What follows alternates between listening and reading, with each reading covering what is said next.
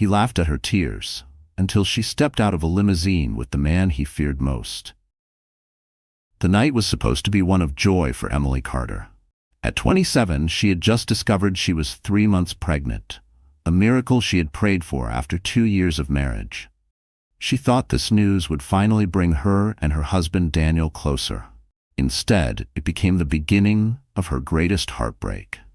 Emily had imagined telling Daniel in a sweet, intimate way, maybe over dinner, with a small gift box carrying the ultrasound photo inside. She rehearsed the words in front of the mirror, her hands resting gently on her belly, whispering, "You're going to be a dad."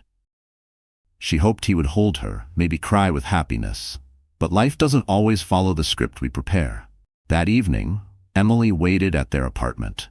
The table was set with candles, and her cooking still steamed on the plates.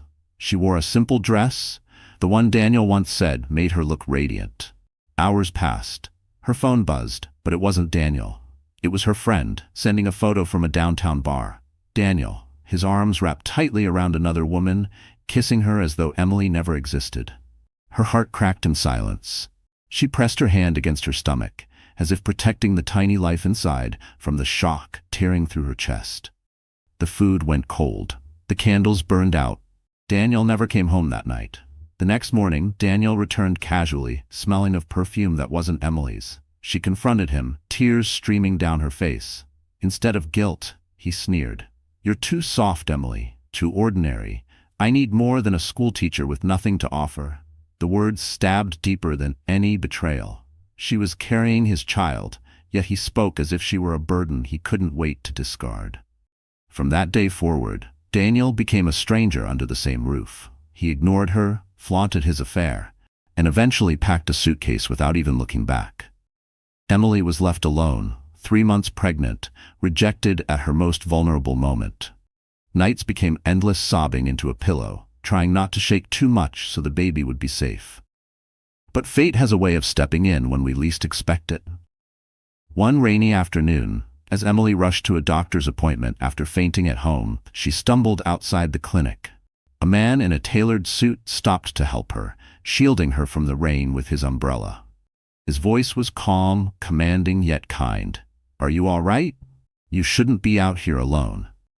That man was Michael Anderson, a billionaire real estate tycoon, someone Emily had only read about in the news. She never imagined he would become the person who would change her life forever. And while Daniel believed Emily would disappear into shame, he had no idea she was about to rise stronger than ever. Because the next time Emily faced him, she would not arrive broken and alone. She would step out of a limousine with the one man Daniel could never defeat. Emily Carter was not the kind of woman who stood out in a crowd. She didn't wear expensive clothes, she didn't chase glamorous lifestyles, and she didn't seek attention. At 27, she lived a simple life, working as a second-grade teacher in Los Angeles. Her world revolved around her students, their innocent laughter, and the hope that she could make a small difference in their futures. She had a heart full of love and a quiet strength that often went unnoticed. Her colleagues admired her patience. Children adored her because she treated each of them like they mattered. Emily believed in kindness and sacrifice, qualities she thought her husband Daniel once cherished. They met in college, when Daniel was charming, ambitious, and full of dreams. Emily was drawn to his confidence, the way he promised her the world. She thought they were building something real, something lasting. Life with Daniel started like a fairy tale. He took her on dates to rooftop restaurants, sent flowers to her classroom, and whispered that she was the only woman he could ever love. Emily believed him with all her heart. She gave up better opportunities, even turned down a teaching position abroad, just to stay by his side. She imagined their future together. A home full of warmth, children playing in the yard, Daniel proudly holding her hand as they faced life as a team. But as years passed, Emily noticed small cracks. Daniel grew restless, often staying out late, dismissing her questions with excuses about work. He criticized her modest salary, mocking the fact that she didn't contribute much compared to his growing income. Still, Emily endured, hoping love would be enough to keep them together. When she discovered she was pregnant, she thought it was the blessing that would heal their distance. She imagined Daniel's face lighting up, his arms wrapping around her protectively. Instead, his coldness only deepened. Despite the betrayal, Emily was not a weak woman. Every morning, she still woke up early, went to school, and greeted her students with a smile, even when her heart was breaking. She carried her pain in silence, determined not to let it poison the life growing inside her. She told herself, "I will be strong for my baby." That inner promise became her lifeline when Daniel finally abandoned her completely. Emily's strength came not from wealth or power, but from her capacity to love. Yet in a world that often values money and status above character, she was easily underestimated. Daniel believed leaving her would destroy her spirit forever. He saw her as fragile, someone who could never stand on her own. What he never realized was that Emily's quiet resilience was her greatest weapon. And soon, that resilience would carry her into the arms of someone powerful enough to rewrite her destiny. Because Emily's life was about to collide with Michael Anderson, the billionaire whose arrival would change everything Daniel thought he controlled. New York City glowed like a jewel in winter, its skyline sparkling under the cold night air. To outsiders, it was a city of dreams, where fortunes were made and reputations were broken. For Daniel Carter, it was a stage where he desperately wanted to shine. He was no longer satisfied with being just another employee in a corporate office. He wanted power, recognition, and the glittering lifestyle that came with it. Daniel worked for Anderson Global, one of the largest real estate empires in America, led by the elusive billionaire Michael Anderson. The company's name opened doors, and Daniel used that prestige to climb social circles he once only dreamed of. He loved attending rooftop parties, sipping champagne beside influential investors, and showing off his expensive suits. But behind the tailored jackets and charming smiles, Daniel was nothing more than a middle manager, a man struggling to prove he belonged among the elite. His hunger for status consumed him. He started judging everything through the lens of appearances. To him, Emily was no longer the supportive wife he once adored. She became an anchor holding him back. While she spent her days in a classroom teaching children how to spell, he believed he deserved a partner who matched the glamorous image he tried to project. The truth was, Daniel didn't want love anymore. He wanted a trophy. It was in this glittering world of polished marble floors, gala dinners, and hushed business deals that Daniel decided to erase Emily from his life. He replaced her with a woman who mirrored the shallow ideals he chased. High heels, designer bags, a loud laugh that drew attention wherever she went. Together, they looked like the power couple Daniel craved to be seen as. But no matter how he dressed her up, his colleagues still whispered. They knew Daniel's worth wasn't in his style, but in the favor of one man, Michael Anderson. Michael was everything Daniel wasn't: powerful, respected, untouchable. He rarely attended public events, and when he did, every eye followed him. To Daniel, Michael was both a role model and a barrier. He longed to be seen as close to the billionaire, to stand near him in photographs, to convince others he mattered in the grand world of New York's elite. So when Anderson Global announced its annual gala, a black-tie event where the city's most powerful gathered, Daniel saw it as his golden chance.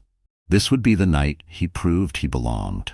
This would be the night he showed Emily and everyone else that he had moved on to something greater. He even sent Emily an invitation, not out of kindness, but cruelty. He pictured her walking in alone, dressed in something modest, standing awkwardly among women dripping in diamonds. The humiliation would be complete. Daniel had no idea, of course, that fate was about to turn his perfect plan into his greatest downfall. Because the same man he wanted to impress, the billionaire he worshipped, was the very man who would arrive at the gala holding Emily's hand. Daniel Carter had once been the man Emily trusted with her entire future. He had been the boy who made her laugh in crowded college cafeterias, the young man who promised her the stars, the husband who vowed to protect her in sickness and in health. But standing in the mirror of their sleek apartment now, Daniel hardly resembled the man Emily thought she knew. His reflection was sharp, calculated, hungry. He had traded kindness for arrogance, loyalty for ambition. To Daniel, marriage was no longer sacred. Emily, with her modest salary and gentle soul, had no place in the high-rise world he was clawing his way into. He saw her growing belly as a burden, not a blessing. "You've ruined your body already," he once spat at her when she tried on a dress. The cruelty in his voice sliced her heart in two, but he didn't care. He didn't want a wife who carried his child. He wanted a partner who could boost his image, someone who sparkled under the flashing lights of New York's elite. And so, Daniel replaced Emily with Vanessa, a woman who draped herself in designer gowns and perfume that announced her arrival before she spoke. Vanessa wasn't necessarily better than Emily. She wasn't kinder, smarter, or more genuine. But she looked the part.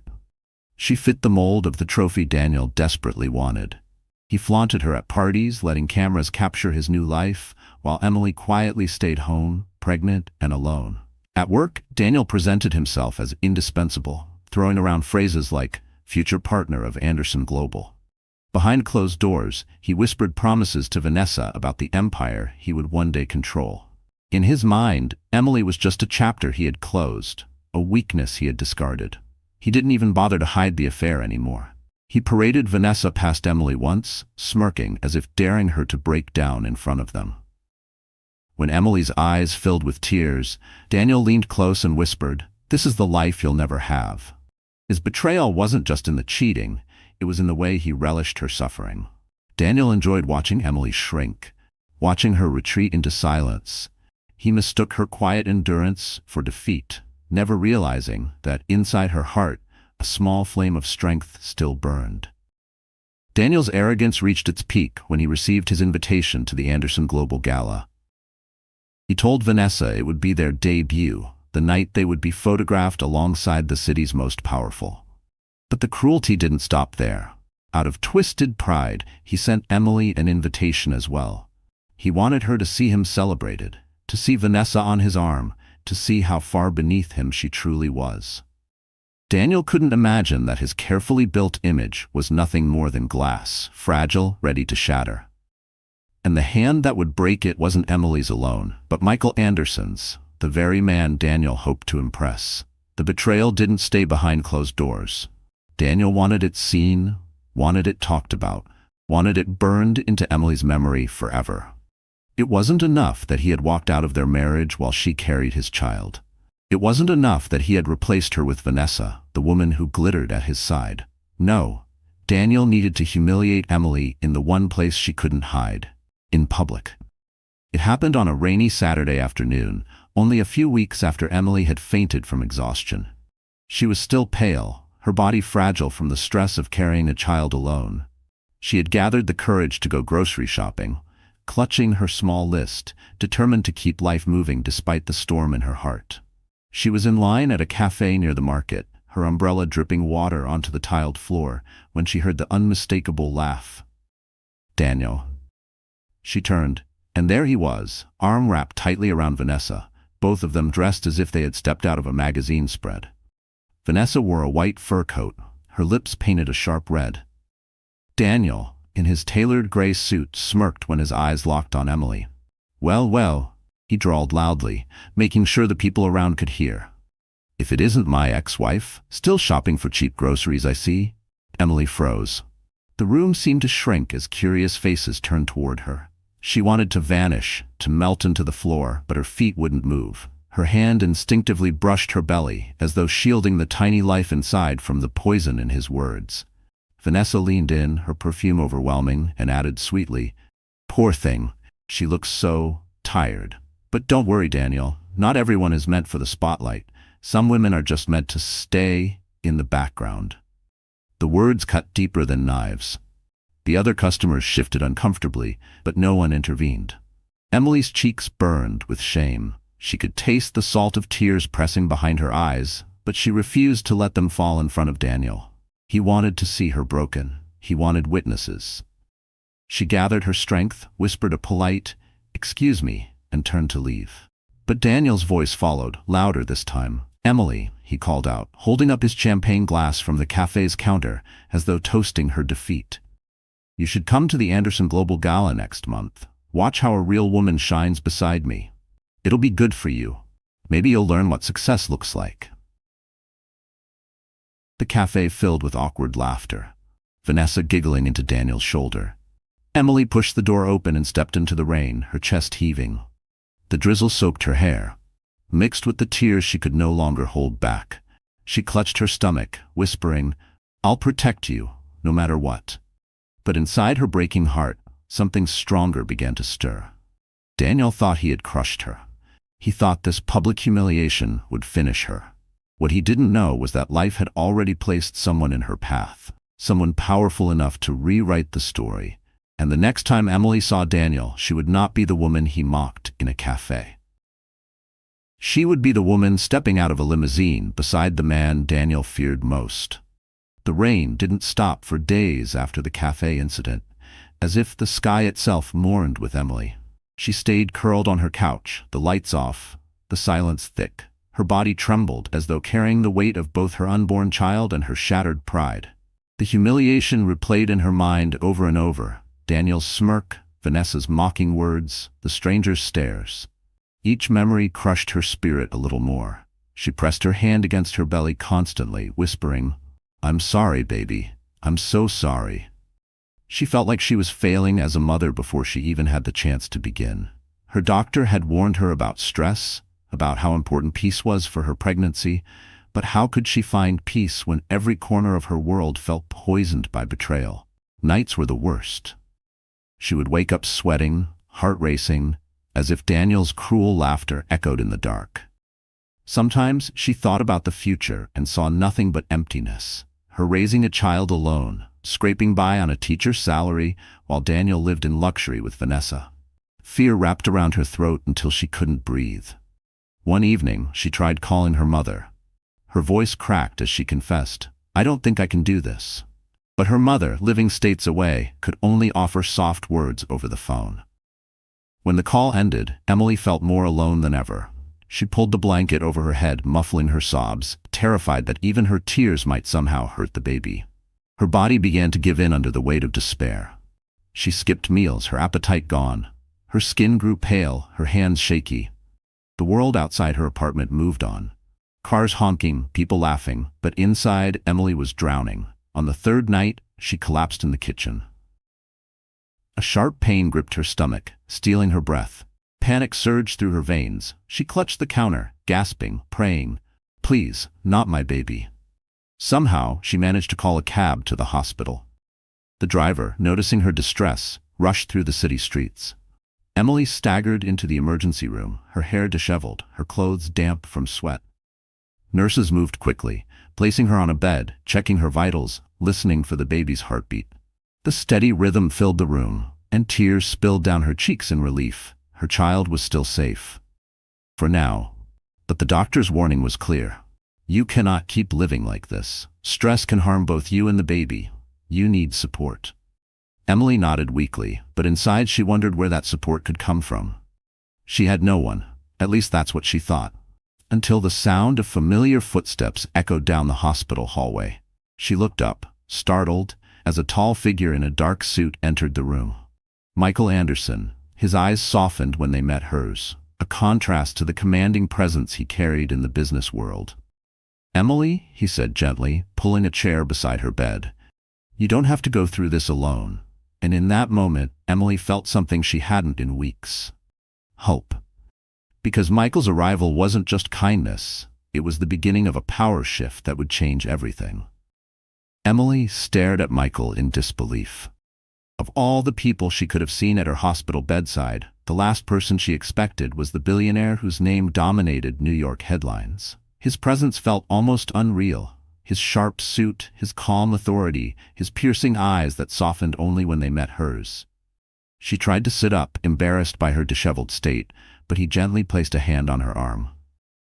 "Don't strain yourself," Michael said, his voice steady but kind. "Your health and your child's health come first." The word child caught in Emily's chest.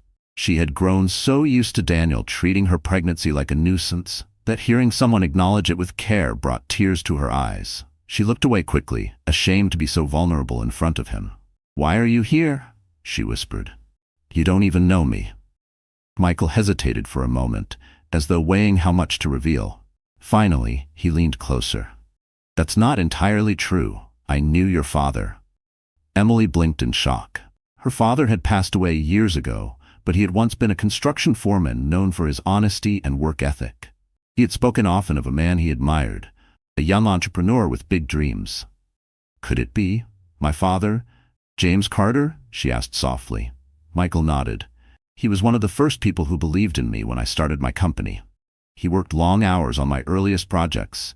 He treated me like family, and he told me about his little girl, about you. I promised him, years ago, that if you ever needed help, I would be there. The room blurred as fresh tears filled Emily's eyes.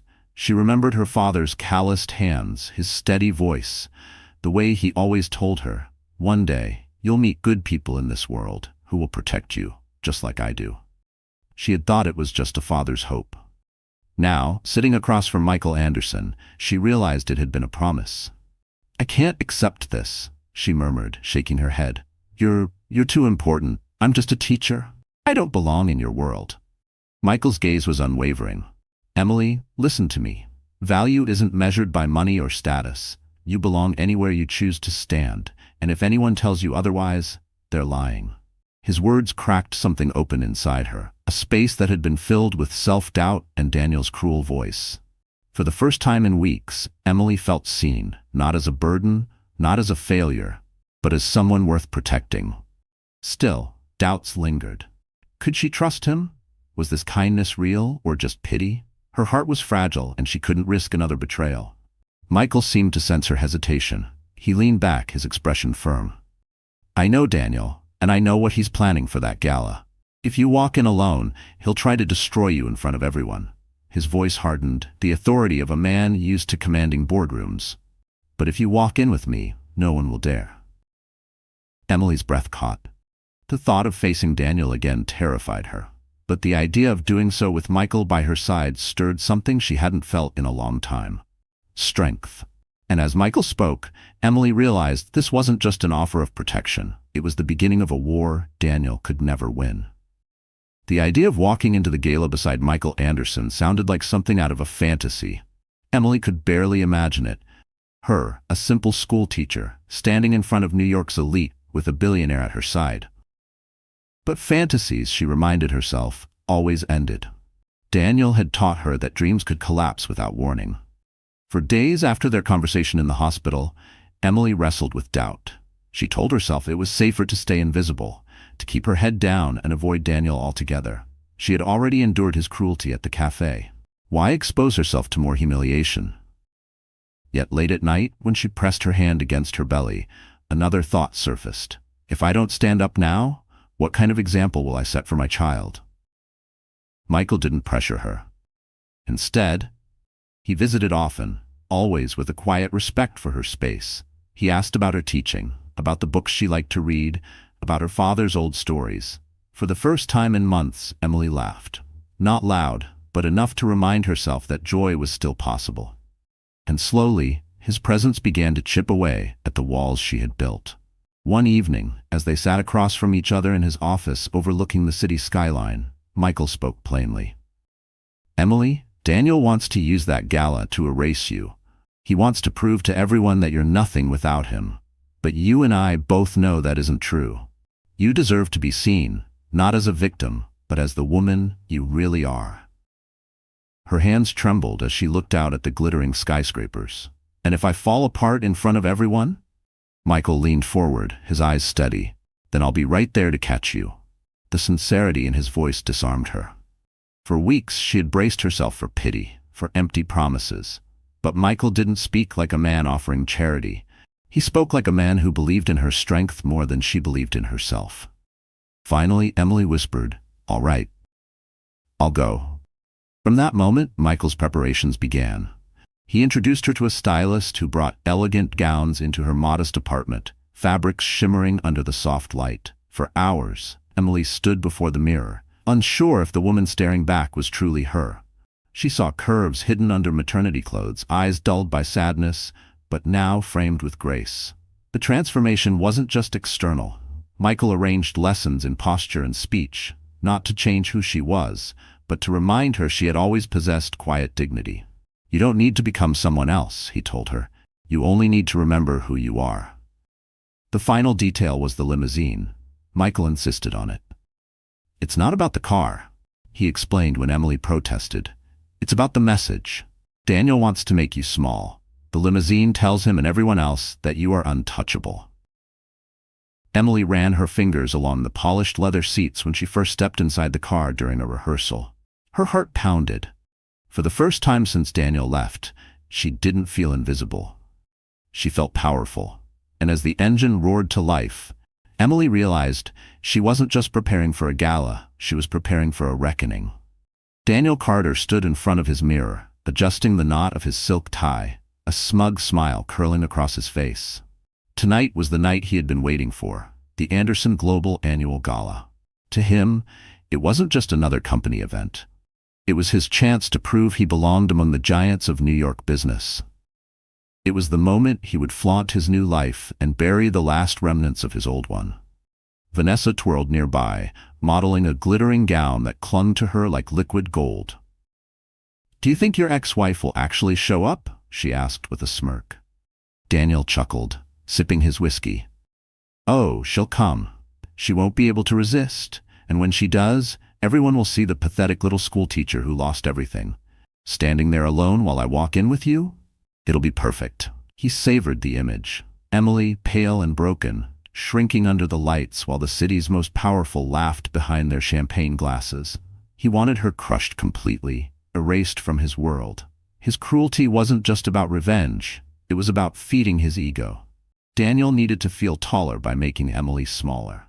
In his mind, the gala was his stage. He rehearsed conversations he planned to have with investors, envisioning the approving nods, the subtle glances toward Vanessa's sparkling jewelry, the whispered comments about how far he had come. He believed Michael Anderson himself would notice him tonight, maybe even shake his hand, maybe finally see him as more than just a mid-level employee. What Daniel didn't know was how close his downfall truly was. He paced the room, barking instructions at the chauffeur, checking his cufflinks, reminding Vanessa to laugh at his jokes during the party. "We have to look like perfection," he insisted.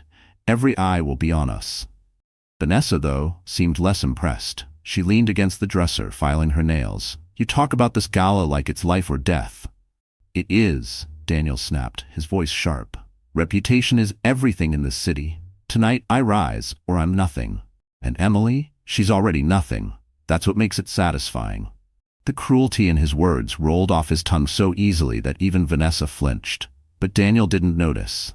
He was too consumed by the fantasy of his own success. On the drive to the hotel, Daniel gazed out at the Manhattan skyline. The towers glimmered like jewels, reflecting his ambition. He raised his glass in a silent toast to himself. "To the future," he whispered. When the limousine carrying him and Vanessa pulled up to the hotel entrance, Daniel stepped out with exaggerated confidence. Flashbulbs popped, photographers eager to capture the arrivals of the city's elite. He straightened his jacket, took Vanessa's arm, and walked inside, imagining that all eyes were already on him. But fate had prepared a different show. Outside, another limousine was cutting through the New York traffic, its polished exterior reflecting the city lights like a mirror of destiny. And inside that limousine sat the one person Daniel never expected to see. Emily Carter, no longer broken, no longer small, about to steal the spotlight he thought was his. The gala at the Waldorf Astoria shimmered like a palace. Chandeliers cast golden light over marble floors, and the air buzzed with the clinking of champagne glasses and the murmur of power deals whispered behind polite smiles. Outside, a line of luxury cars snaked along the curb, each delivering New York's elite in sparkling gowns and polished tuxedos. But then the hum of conversation outside grew louder, shifting into a buzz of anticipation. Heads turned. Cameras lifted. A sleek black limousine, longer, shinier, more commanding than any car that had arrived that evening, pulled up to the entrance. Its polished surface reflected the city lights like liquid glass. The doors hadn't even opened yet, and already the crowd sensed something different. Something extraordinary. Daniel, standing inside the lobby with Vanessa on his arm, froze when he noticed the commotion. He craned his neck to see. "Who's that?" Vanessa asked, her tone sharp with curiosity. Daniel smirked. "Probably some big-shot investor. Maybe Michael himself." He straightened his jacket, ready to insert himself into whatever circle of power had just arrived. But when the chauffeur stepped forward and opened the limousine door, the entire entrance fell silent. First came the flash of a jeweled heel, then the sweep of an elegant gown. Emily Carter emerged slowly, her posture regal, her presence radiant. Her hair shimmered under the lights, her makeup subtle yet flawless, her every step graceful despite the quiet swell of her pregnant belly. She didn't look broken. She didn't look abandoned. She looked untouchable. Gasps rippled through the crowd. Whispers darted like wildfire. Is that Emily? Daniel's ex-wife? She looks incredible. Who's with her? And then came the second blow. From the same limousine, Michael Anderson stepped out, the billionaire himself. Tall, composed, commanding. He offered his arm to Emily, and she accepted without hesitation. Together they walked up the red carpet, the flashes of cameras exploding like fireworks. Inside the lobby, Daniel's face drained of color. His smug smile vanished as realization struck like a slap. His ex-wife, the woman he had mocked as small and unworthy, was now standing arm in arm with the most powerful man in the building, his own boss. Emily's eyes met his across the crowd. She didn't flinch, she didn't cry. Instead, she held her chin high, her gaze steady, her expression calm but unyielding. It was the look of a woman who had risen from ashes and was no longer afraid. Michael, sensing the tension, leaned slightly toward Emily and whispered something only she could hear. She smiled faintly, her hand resting protectively on her belly, a silent declaration that she and her child were no longer alone. Around them, people whispered louder, their attention fixed on the pair. Photographers clamored, desperate for shots. The entire room tilted toward Emily and Michael, leaving Daniel and Vanessa in the shadows where he thought Emily would be standing. And in that instant, Daniel realized his carefully built image was crumbling, because the spotlight he wanted so badly now belonged entirely to Emily. The moment Emily stepped through the grand entrance of the Waldorf Astoria, the entire gala shifted. Conversations paused mid-sentence. Waiters froze with trays of champagne. A ripple of whispers moved across the room like a wave breaking against the shore. All eyes locked on her, the woman Daniel had cast aside, now radiant beside Michael Anderson. Emily walked with quiet confidence, her hand resting lightly on Michael's arm. Every step echoed across the marble floor, deliberate and steady. She didn't need jewels dripping from her neck or a crown sparkling above her head. The limousine, the gown, and her poise said everything. She belonged here. Not as an afterthought, not as a shadow, but as a woman who demanded respect. The crowd couldn't look away. Isn't that Daniel's ex-wife? One guest murmured, astonished. I thought she was some small-town schoolteacher. Another leaned closer, whispering, she is. But look at her now. She's glowing. And with Michael Anderson, that's unbelievable. Emily felt the whispers circling her, but for the first time they didn't sting, they empowered her. She lifted her chin slightly, her gaze calm. The shame Daniel had tried to brand into her was gone. In its place was quiet strength, undeniable dignity. Meanwhile, Daniel's stomach churned. His glass of champagne trembled in his hand, the liquid sloshing dangerously near the rim. He forced a laugh, trying to appear unaffected, but his flushed cheeks betrayed him. So what if she's here? He muttered to Vanessa. It means nothing. Vanessa, however, was not convinced. Her eyes narrowed as she scanned the room. She had seen enough galas to know when the power balance shifted. And tonight, it was tilting heavily away from Daniel. Nothing? She hissed under her breath. She just walked in with your boss, the man who signs your paychecks. Trust me, Daniel, this is everything. Daniel's confidence wavered. His perfect image, the one he had been polishing for months, cracked under the weight of Michael's presence beside Emily. How could he spin this? How could he explain why his ex-wife now commanded the spotlight he so desperately craved? The whispers grew louder. Cameras flashed, capturing Emily and Michael as though they were royalty. Investors and socialites drifted closer, eager to greet the billionaire and the mysterious woman at his side. Emily smiled politely, her hand never leaving Michael's arm. Every introduction, every handshake, every admiring glance burned Daniel deeper. He tried to laugh it off, muttering to anyone who would listen, "She's just desperate for attention. Michael probably pities her." But no one seemed interested in his excuses. They were too busy watching Emily. The humiliation boiled inside him. This was supposed to be his night, his stage, his victory. Instead, it was slipping from his grasp, stolen by the very woman he had discarded. Emily caught his eye across the room. Her expression was calm, almost serene, but Daniel saw the unspoken message in her gaze. You can't break me anymore. And as Michael guided her deeper into the gala, Daniel clenched his fists, realizing the war he started was about to play out in front of the entire city. Daniel's pulse raced as he watched Emily glide across the gala floor with Michael Anderson at her side. The image seared into his mind. Her elegant gown brushing the marble, her posture flawless, her hand resting confidently on the arm of the man Daniel had worshipped for years. It felt like his entire world was tilting, but he couldn't allow anyone to see him sweat. Not here. Not tonight. He forced a smirk, downed the rest of his champagne, and straightened his jacket. Relax, he whispered to Vanessa, who still looked uneasy. This is smoke and mirrors. She's nothing without me, and Michael, well, he's just making a point. But Vanessa's sharp eyes weren't convinced. Daniel, do you hear yourself? Look around. No one's looking at you anymore. They're looking at her. The truth cut like glass, but Daniel shoved it aside. He marched across the room, determined to reclaim the spotlight. He approached a group of investors who had gathered around Emily and Michael, their laughter warm, their interest genuine. For the first time, Daniel felt like an outsider in his own circle. Gentlemen, he interrupted loudly, flashing his trademark smile. So glad you could make it tonight. I trust you're enjoying yourselves? The investors gave him polite nods, but their focus quickly shifted back to Michael. One of them clapped Michael on the back. And who is this stunning companion of yours, Anderson? We didn't know you had such excellent taste outside of real estate. Emily's cheeks warmed, but she smiled graciously, her voice steady. Emily Carter, it's a pleasure to meet you.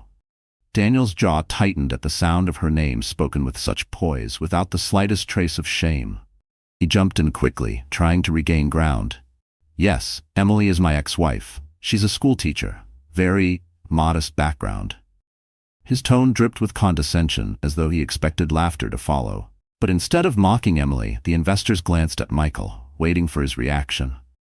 Michael's eyes hardened, his voice calm but cutting. Her background is nothing to belittle. In fact, I've always admired teachers. They shape the future, which is more than I can say for some who only chase appearances. The group chuckled, a few nodding in agreement. Daniel's smile faltered. The subtle jab had landed squarely, and he knew it. Michael continued, his hand resting lightly on Emily's back. Character matters in business. Integrity matters. You can wear the best suits in Manhattan, but if you lack those two things, the room will always see through you. Emily's heart pounded. She knew those words weren't just general wisdom, they were a direct strike at Daniel, and the investors knew it too. Their eyes flicked between the men, curiosity piqued, sensing the tension beneath the polished surface. Daniel's fists curled at his sides. Rage burned in his chest, but he swallowed it down, forcing another hollow laugh. Of course, he said quickly. Wise words, Michael. But inside, he seethed. His ex-wife was standing taller than ever. His boss was dismantling his reputation piece by piece, and the spotlight he craved was slipping further away. And as Michael led Emily toward the stage for the opening toast, Daniel realized the night he thought would crown him a king was turning into the night that might destroy him. The sound of silver spoons striking crystal glasses echoed through the ballroom, drawing the attention of hundreds of guests. The chandeliers shimmered overhead, the marble floors gleamed, and all eyes turned toward the stage as Michael Anderson took his place at the podium. Emily stood beside him, her hand brushing the smooth fabric of her gown, her pulse quickening. She wasn't used to the spotlight, wasn't used to hundreds of powerful people watching her every move. But Michael's steady presence gave her courage. He touched her arm gently before stepping forward, his calm authority filling the room even before he spoke.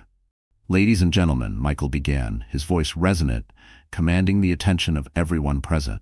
Tonight, we celebrate not just the success of Anderson Global, but the values that built it. Integrity, perseverance, and respect. Without these, no empire, no matter how grand, can stand. Polite applause followed, but Michael wasn't finished. His eyes scanned the room, lingering briefly on Daniel before softening as they returned to Emily. I've been fortunate in my career, he continued, but I've also learned that true strength doesn't always come from boardrooms or balance sheets. Sometimes it comes quietly, from people who endure challenges most of us cannot imagine, and yet carry themselves with dignity. Emily's breath caught.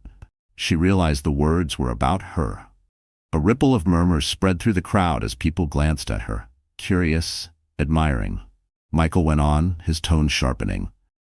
I've also seen what happens when people trade integrity for appearances, when they believe status makes them untouchable. But in this city, we all know the truth. Without character, success is nothing more than glass, beautiful until the moment it shatters. The investors nodded thoughtfully. A few even exchanged knowing glances. Daniel, standing near the back of the crowd, felt the blood drain from his face. He forced another brittle smile, but his jaw clenched so tightly it hurt. He knew Michael's words were a blade aimed directly at him. Michael lifted his glass, raising it toward Emily. Tonight, I want to honor not just the company, but the resilience of those who remind us what true strength looks like. Emily Carter, thank you for reminding us that dignity, even under fire, is the most powerful legacy a person can leave. The applause that followed was thunderous. Cameras flashed. Emily felt her cheeks warm, but she held her head high. She wasn't the woman Daniel tried to humiliate in a cafe. She wasn't invisible anymore. She was seen, valued, admired. Daniel's hands shook as he set down his untouched champagne. Around him, whispers grew louder, guests pointing subtly, curious about the schoolteacher who had entered on Michael's arm and was now being praised by him in front of the city's elite. Vanessa shifted uncomfortably beside him, realizing that whatever story Daniel had told her about Emily being weak and pitiful no longer held weight. Michael ended his speech with a firm smile. To integrity, to resilience, and to futures built on both. Glasses clinked across the ballroom, the celebration roaring around Emily. And as Daniel watched the crowd rally around her, he knew the empire he thought he was building was already beginning to crumble. The applause for Michael's speech still echoed through the ballroom when Daniel made his move. His heart pounded with a mix of rage and panic. Everywhere he looked, guests were leaning toward Emily, eager to greet her, to shake her hand, to be associated with the woman Michael Anderson had just praised. Each smile directed at her felt like a dagger to his ego. This was supposed to be his night. He could not, would not, let Emily steal it. Vanessa tugged at his sleeve. "Don't do anything stupid," she hissed, but Daniel ignored her. His pride was louder than reason. He pushed his way through the crowd, past waiters carrying trays of champagne, past clusters of investors whispering Emily's name. Finally, he reached her. Emily stood near the edge of the stage, Michael beside her, speaking with two executives who looked at her with admiration. "Emily," Daniel said sharply, forcing a smile that fooled no one. "A word, please." The executives fell silent, glancing between the two with raised eyebrows. Michael's eyes narrowed slightly, his protective presence unmistakable. But Emily, calm and poised, nodded. "Of course," she said softly. Daniel pulled her a few steps aside, lowering his voice but unable to hide the venom laced within it. "What do you think you're doing? Parading yourself around like this? You don't belong here, Emily. These people aren't your world."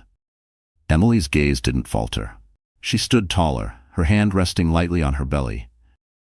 "Maybe not," she replied evenly, "but they see me for who I am. That's more than you ever did." The word struck him like a slap. Daniel's jaw clenched. "You think Michael really cares about you? He's using you to make a point, and when he's done, you'll be nothing again. You'll come crawling back, begging."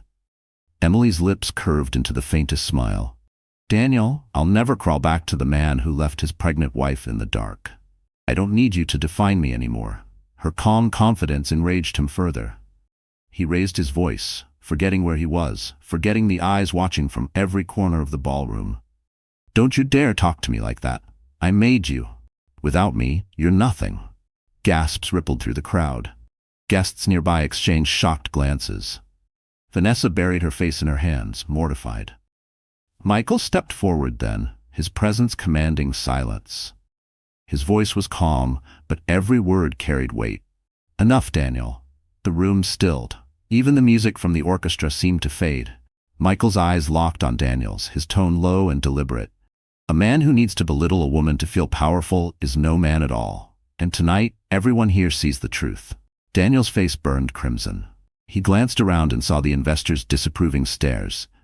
The whispered judgments, the disdain etched into every gaze.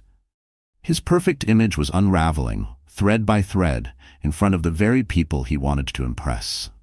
And before Daniel could recover, Michael reached into his jacket, pulling out something that would turn humiliation into total destruction. The ballroom hung in silence as Michael pulled a small leather folder from his jacket. The room's golden light reflected off its polished edges, the object suddenly heavy with implication. Daniel's stomach dropped. He didn't know what Michael held, but instinct told him it was dangerous. Michael opened the folder slowly, his composure unshaken, his voice calm but cutting. "Daniel Carter," he began, his eyes never leaving the man now sweating under the weight of every stare in the room. "You've spent months trying to climb your way into circles you were never ready for.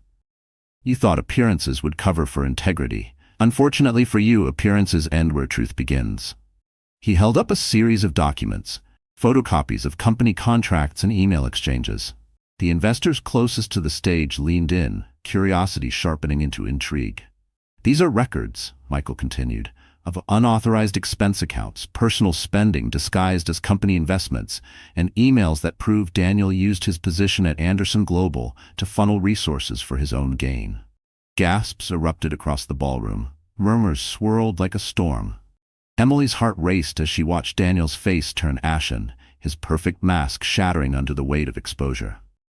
"It wasn't just betrayal of a marriage," Michael said firmly. "It was betrayal of this company, betrayal of trust, and betrayal of every person in this room who believed he was a man worth respecting." Daniel lunged forward, his voice cracking. "That's a lie. You can't prove anything. This is slander." But Michael remained steady. "Every page has been verified. Legal counsel has reviewed it. You thought your actions would go unnoticed, but you forget, when you play with fire in this city, it always burns back." Vanessa stepped back slowly, her face pale, her glamorous facade dissolving. She whispered sharply, "You didn't tell me any of this." Daniel grabbed her arm, desperation dripping from his voice. "It's not true, Vanessa. Don't believe him." But she pulled away, her heels clicking as she moved to the edge of the crowd. She wanted no part of his collapse. Around them, the investors whispered in disgust. "Embezzlement? How reckless. I knew he wasn't trustworthy." The tide had turned completely. The very people Daniel sought to impress were now distancing themselves, their eyes cold and unforgiving. Emily stood still, her hand resting on her belly, watching the man who had once broken her spirit unravel in front of the world. For weeks she had lived with humiliation. Tonight, the humiliation belonged entirely to him. Michael closed the folder with finality. "Effective immediately," he announced, his voice echoing through the ballroom. "Daniel Carter is terminated from Anderson Global. Security will escort him out." Daniel's knees nearly buckled. Panic surged in his chest. This wasn't just embarrassment, it was the end. His career, his reputation, his future, all collapsing in one brutal instant. And as the crowd parted for security to approach, Daniel's eyes locked on Emily, filled with rage and desperation, as though blaming her for the empire crumbling around him. The ballroom seemed to shrink around Daniel as Michael's words echoed like a gavel. Terminated, exposed, stripped bare in front of everyone who once admired him. He had built his entire identity on perception, tailored suits, expensive wine, glamorous parties, and in one night, it all collapsed like glass under a hammer. Security moved toward him, their dark suits blending with the shadows of the room. Daniel tried to wave them off, his voice cracking under the weight of desperation. "Wait, this is a mistake. I deserve to explain myself." But no one was listening. The crowd that had once politely tolerated his arrogance now looked at him with disgust. Investors whispered sharply, their voices laced with contempt. "Unprofessional. A fraud. I can't believe we entertained him." Daniel turned toward Vanessa, his last hope for validation. She had always admired the version of him he pretended to be, the confident man of wealth and power. Surely she would stand by him now. But Vanessa's face told a different story. The glamour that once sparkled in her eyes was gone, replaced by cold calculation. She took a careful step back, her hand clutching her diamond clutch as though distance from him could preserve her image. "Vanessa," Daniel pleaded, his voice trembling. "Tell them this isn't true. Tell them." She cut him off with a sharp shake of her head. Don't drag me into your mess. I didn't sign up for this. The room gasped softly. For weeks, Daniel had flaunted her on his arm like a trophy, parading her in front of Emily as if she were proof of his superiority. And now, under the weight of truth, Vanessa slipped away without hesitation. "Vanessa!" he shouted, his voice cracking with panic. But she was already walking toward the exit, her heels clicking on the marble floor, her figure retreating until she vanished into the crowd. The humiliation struck deeper than any wound. Alone, stripped of power, abandoned by the very woman he sacrificed his marriage for, Daniel was nothing. He could feel the eyes burning into him, each gaze a mirror reflecting the failure he had tried so desperately to hide. Michael remained composed, his hand resting lightly on Emily's back. He didn't gloat, didn't raise his voice. He simply stood as proof of what real strength looked like. Quiet, unshakable, undeniable. Emily looked at Daniel, her heart conflicted. Once she had loved him, once she had dreamed of a life together. But the man standing before her now was not the Daniel she had married. He was a shell, hollowed out by arrogance and greed. Security placed a hand on Daniel's arm, guiding him firmly toward the doors. He jerked against their grip, shouting, "You'll regret this. All of you.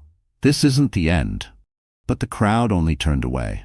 Conversations resumed, glasses clinked, laughter rose again. Daniel had become invisible in the very room he thought he would conquer. And as the doors closed behind him, Emily felt the weight of justice, but she also sensed that Daniel's bitterness might not end here. The heavy doors of the ballroom closed behind Daniel with a dull thud, cutting off his shouts of denial. The air that remained was lighter, freer, as if the room itself had exhaled the poison he carried. For a moment, there was silence, and then, slowly, a ripple of applause began to spread. At first, Emily thought it was for Michael, for the powerful way he had handled the confrontation. But as she turned her head, she realized the applause was directed at her. Faces turned toward her with admiration, respect, even warmth. These weren't just polite claps. They were genuine, heartfelt acknowledgments of her strength. Emily felt her cheeks flush, her hand instinctively resting on her belly. She had walked into this evening fearing humiliation, convinced Daniel would crush her one last time. Instead, she stood taller than ever, the crowd seeing her not as a victim, but as a woman who had endured betrayal and still carried herself with grace. One of the executives approached, extending his hand with a smile. "Mrs. Carter, it's an honor. Michael was right. You embody dignity under fire. We could all learn something from you." Her eyes widened at the title, Mrs. Carter. Once those words had bound her to Daniel, heavy with pain, but tonight they felt different, as if the name belonged not to him but to her and the legacy she would build for her child. Another guest, a woman draped in emerald silk, leaned in. "I run a foundation for single mothers. We'd love to collaborate with you. Your story is powerful." Emily stammered a thank you, her throat thick with emotion. She wasn't used to attention, to being admired. She had spent months in the shadows, shrinking under Daniel's cruelty. Now, the spotlight illuminated her not as an object of pity, but as a symbol of resilience. Michael watched from a step behind, his expression proud but restrained. He hadn't orchestrated this moment to steal her shine. He had only cleared the stage so she could claim it herself. That, Emily realized, was the difference between him and Daniel. Michael lifted her up without taking away her voice. As she spoke with guests, laughter returned to the ballroom. The music swelled again, glasses clinked, and the celebration resumed. But now, Emily was at its center. Investors asked about her teaching, guests complimented her gown, and photographers captured images of her beside Michael, immortalizing the night she stepped from humiliation into triumph. For the first time in months, Emily allowed herself to breathe deeply. She wasn't just surviving anymore. She was living. She was creating a story her child could one day be proud of. Yet even as warmth surrounded her, a shadow lingered in her thoughts. Daniel's eyes, filled with rage as he was dragged out, haunted her. He wasn't the type to surrender gracefully. She knew him too well. And as she stood beneath the chandeliers basking in newfound respect, Emily couldn't shake the feeling that Daniel wasn't finished, that his bitterness would soon drive him to one last desperate act. The gala carried on with glittering elegance, music swelling once more as if the chaos had never happened. Emily found herself surrounded by warmth and admiration, her confidence growing with each kind word, each handshake. For the first time since her world had collapsed, she felt truly safe. But outside, beyond the marble walls of the Waldorf Astoria, Daniel Carter was unraveling. He paced the cold pavement, his breath visible in the winter air, his fists clenched so tightly his nails dug into his skin. The humiliation replayed in his mind. The applause for Emily, the disdainful stares, Vanessa abandoning him without a word. Rage consumed him, feeding on his pride. "They think they can just erase me?" he muttered through gritted teeth. "They think she can replace me?" His eyes burned with hatred. He couldn't stand the thought of Emily being celebrated, admired, while he was discarded like trash. In his twisted mind, the only solution was to drag her back down. Fueled by anger, he slipped past distracted security and re-entered the hotel through a side entrance. His once perfect suit was rumpled, his tie undone, his face flushed with bitterness. No longer the charming social climber, he looked like a man possessed.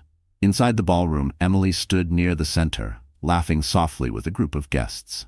Her hand rested on her belly, her smile radiant. It was the picture of everything Daniel had lost, and everything he refused to let her keep. He stormed forward, his voice rising above the music. "Emily!" The room froze. Heads turned. The orchestra faltered to a halt. Emily stiffened, her breath catching as she saw him pushing through the crowd, his eyes wild. Fear flickered in her chest, but before it could grow, Michael was at her side, his hand steady on her back, his body shifting protectively in front of her. Daniel pointed a trembling finger, his words venomous. "You don't deserve this. You don't deserve any of it. You're nothing but a school teacher hiding behind Michael's money." Gasps echoed. Some guests tried to intervene, but Michael lifted a hand, his calm presence commanding silence.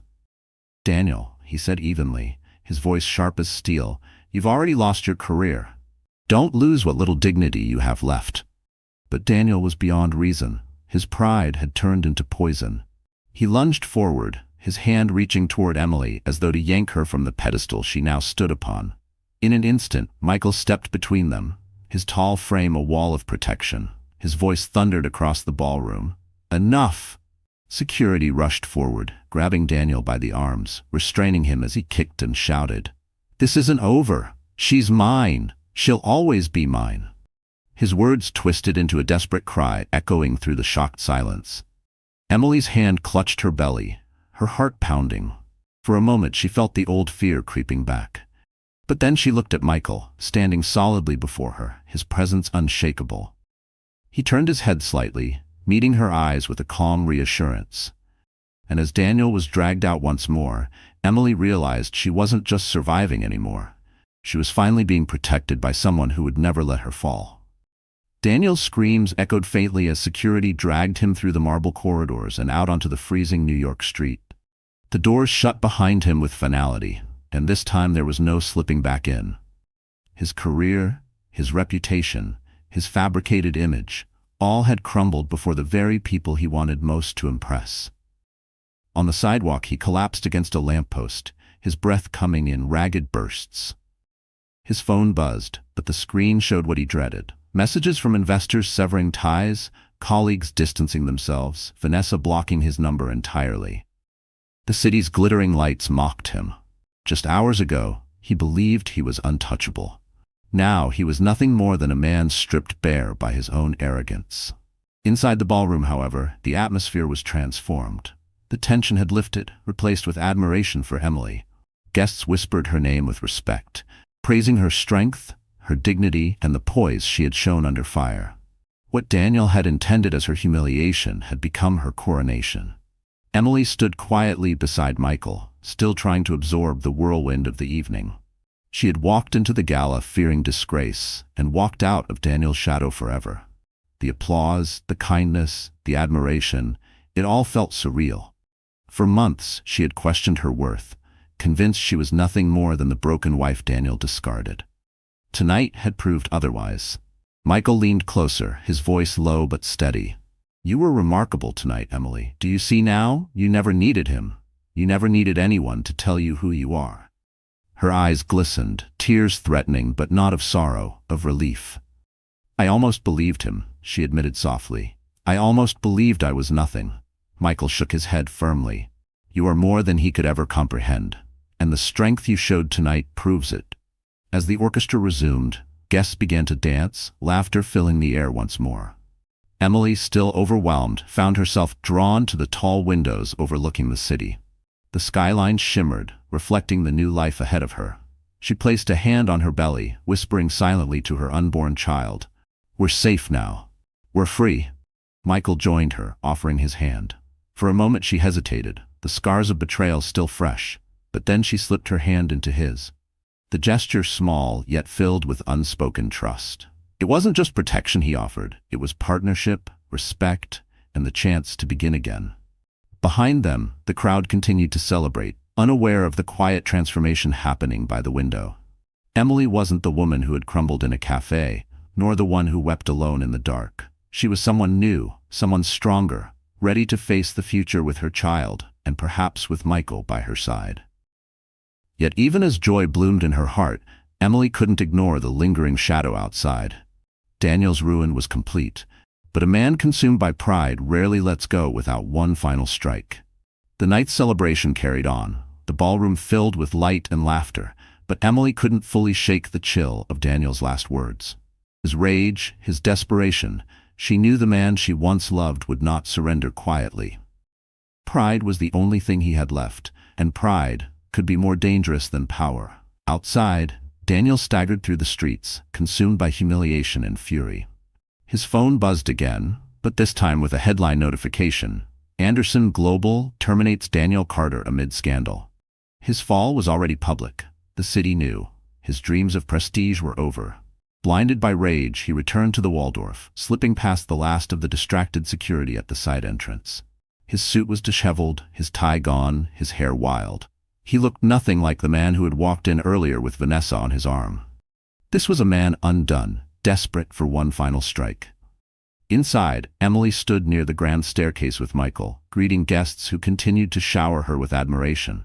She laughed softly, her hand resting on her belly, her heart lighter than it had been in months. But then a sudden commotion rippled across the room. Gasps erupted. Daniel was back. He stormed forward, eyes blazing, his voice cracking. "You think this is over, Emily? You think you've won?" His words dripped with venom, echoing across the marble hall. "You'll never escape me. You're mine." The crowd recoiled, horrified. Security rushed toward him, but Michael stepped forward first, his voice sharp and commanding. "No, Daniel, she was never yours, and tonight proves she never will be again." Daniel lunged, but this time he didn't reach Emily. Security tackled him to the ground, the sound of the struggle muffled beneath gasps and murmurs. His voice broke into incoherent shouts as he was dragged away for the final time, not just out of the gala, but into the custody of waiting police. Fraud charges, workplace violations, and now public disorder. His empire of lies had finally collapsed completely. Emily trembled for a moment, but Michael's steady hand reassured her. "It's over," he whispered, and this time she believed it. The crowd turned back to her, their admiration deeper now, not just for surviving betrayal, but for standing tall against the storm of Daniel's wrath. She wasn't a woman defeated. She was a woman reborn. Michael guided her to the center of the ballroom once more.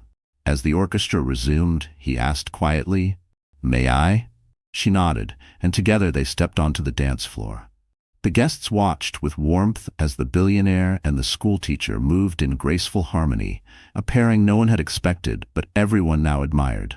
Emily rested her head lightly against Michael's shoulder, a tear sliding down her cheek, not of sadness, but of release. For the first time in months, she felt free.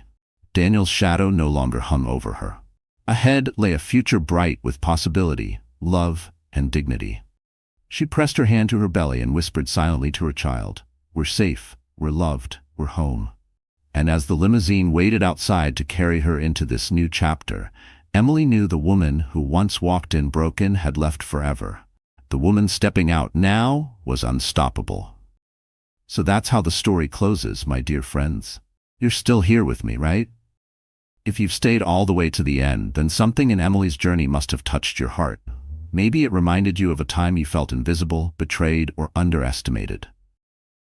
Or maybe it gave you hope that even in the darkest season, a new beginning is always possible. What Emily's story really teaches us is that dignity is not something another person can take away. It's something we choose to carry, no matter the circumstances. Marcus Aurelius once said, "You have power over your mind, not outside events. Realize this, and you will find strength." That's exactly what Emily discovered. Daniel could betray her, humiliate her, and abandon her, but he could not define her. She chose to rise. And Epictetus reminded us, it's not what happens to you, but how you react to it that matters. Emily reacted with courage. She could have collapsed under shame, but instead she became stronger, for herself, for her child, and for the life ahead of her. Friends, maybe life has handed you betrayal, heartbreak, or rejection. But Emily's journey reminds us that those moments don't mark the end. They can be the beginning of transformation. The limousine wasn't just a car. It was a symbol of her stepping into her worth. No longer broken, but unstoppable. So if this story resonated with you, don't just keep it inside. Share it with someone who might need hope right now. Hit that like button if you felt even one tear, one smile, or one spark of strength in your heart. And make sure to subscribe, because together we'll keep telling stories that remind us we are stronger than we think.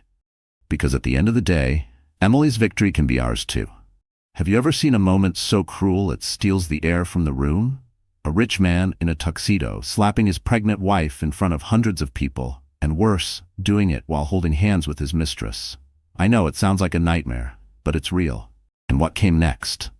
Nobody, not even him, could have predicted. This isn't just a story about betrayal. It's about power, art, and the rise of a woman they tried to erase. Trust me, stay until the end. Now, let's begin. The chandelier above shimmered like 1,000 stars, casting a golden glow across the grand ballroom.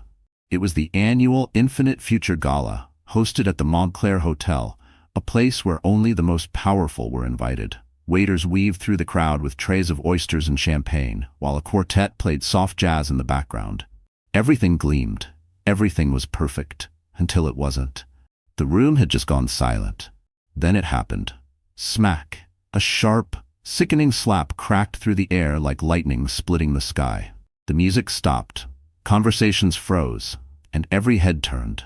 Standing near the stage, in front of the charity auction podium, was Nicholas Kane, one of the richest tech moguls in America. His hand still suspended midair, his face twisted in rage.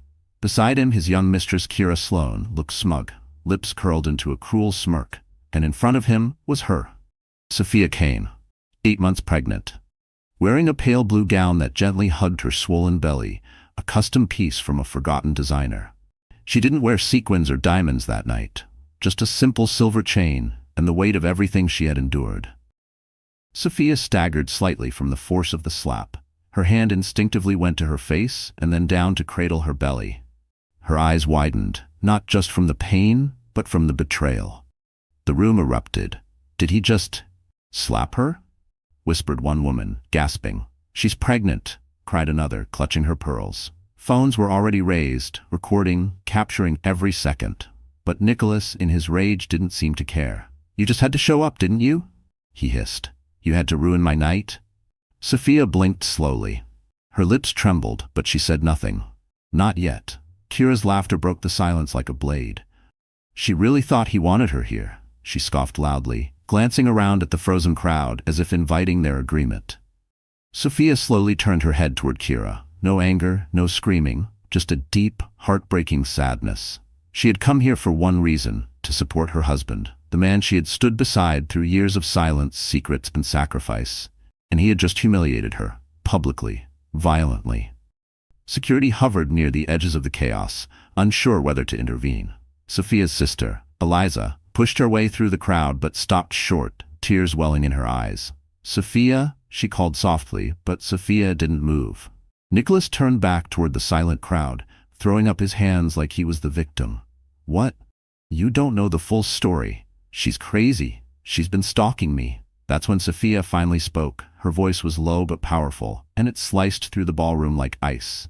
I'm your wife, she said, her eyes locked on him. And I'm carrying your child. Nicholas rolled his eyes. Yeah, well, not for much longer.